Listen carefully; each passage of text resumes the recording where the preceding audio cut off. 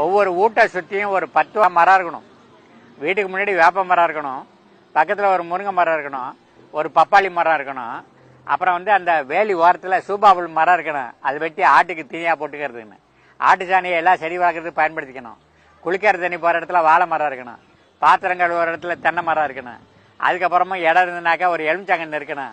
அதுக்கப்புறம் நேரில் ஒரு கருவேப்பிலை கன்று இருக்கணும். அதுக்கப்புறம் கொஞ்சம் இடம் இருந்ததுனாக்கா ஒரு நெல்லிக்கன்று இருக்கணும். அந்த வேலியில் ஒரு 4 இடத்துல சீத்தாப்பழம் மரம் இருக்கணும். இதுக்கப்புறமும் இடம் இருந்ததுனாக்கா ஒரு பலா மரம் இருக்கணும். அதுக்கப்புறமா இடம் இருந்ததுனாக்கா ஒரு மாமரம் இருக்கணும். இப்படி ஒவ்வொரு வீட்டை சுற்றி நம்ம கொண்டு வந்துட்டோம்னா ஒருத்த கூட பசியோட தூங்க போக மாட்டாங்க, ஒருத்த கூட சத்துணவு பற்றாக்குறையினால கஷ்டப்பட மாட்டாங்க.